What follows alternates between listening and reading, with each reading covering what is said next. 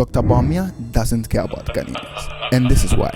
Was that we wanted to do these tax reforms, import duty, flat tax, tax amnesty, and so on. But why don't I do it now? And why do I want to? I must have a manifesto. Otherwise, if I do everything now, if I could, what would I do when I come into office? This is what we call a Freudian slip, accidentally saying what your true intentions and motives are. Dr. Bawumia has revealed the true plot and scheme behind his nomination and how these politicians actually see Ghanaians. Ever since he started his presidential campaign, Dr. Bawumia has been emphasizing on the fact that he is not the president of Ghana. He is simply the vice president, so he has no power or authority to change anything, saying things like, "I am the driver's mate and not the driver, so make me the driver. Give me the steer." But that's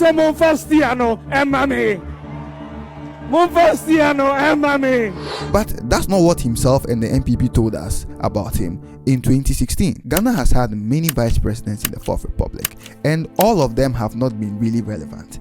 In fact, most of you don't know the vice president of President Rawlings. His name is Boris Kujo.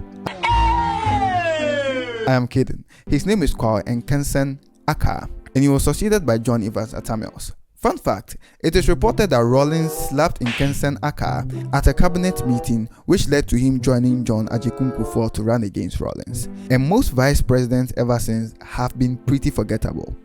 Until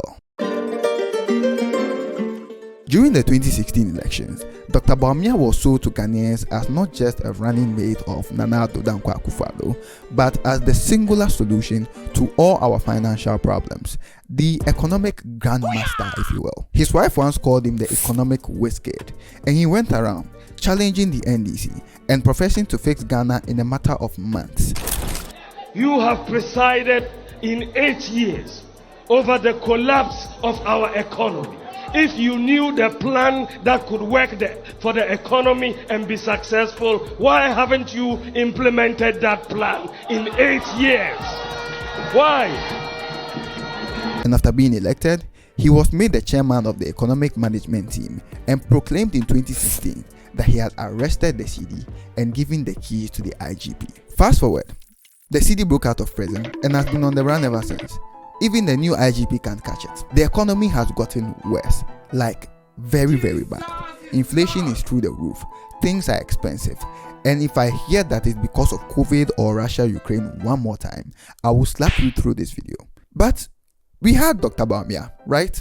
He's the economic wizard, the Shaolin Grandmaster of the Royal Economic Dojo. So he will fix it, right? No. He left and jumped over to tech. From econs to ICT. What a leap. He started championing deeply flawed at best policies like the Ghana Card and various e-government policies. So now it's time for elections. He is the chosen one, and we ask, why didn't he solve our problems like he said he would in 2016? And this is the answer he gave. Why do I want to? I must have a manifesto. Otherwise, if I do everything now, if I could, what would I do when I come into office? This is why I say this man, and in my opinion, even his boss, don't care about Ghanaians. Because 1, why didn't anyone listen to Dr. Bawumia and his bold solutions for Ghana? Tell us why.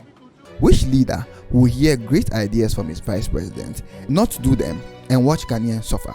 Why would you bring someone on board with the skill set to fix issues and not let him actually fix issues, making you look unpopular the whole time? 2, how did they bypass the chairman of the economic management team and pass the e-levy if he didn't agree with it? Why didn't Dr. Bawumia publicly protest these policies if he knew they were not good for Ghanaians? He was there for the e-levy cake cutting. To me, it is one of two things. It is either Dr. Bawumia is a pushover that is all back and no bite, or even worse, Dr. Mahamudu Bawumia is a maniacal, conniving supervillain who saw that his people will fail, sat back, collected salaries and allowances on the backs of Ghanaians, and allowed these people to create problems so that he can come and sell himself to us as the solution. That was what happened during the press meet he had, where he sounded incoherent throughout, and where we were subjected to watch Paul Adumotre profess his undying love for Dr. Bawumia. As Vice President, whatever happens in December, you have changed the politics of Ghana and Africa for a long time to come. I swear, at some point, I actually thought he would get on one knee and propose marriage.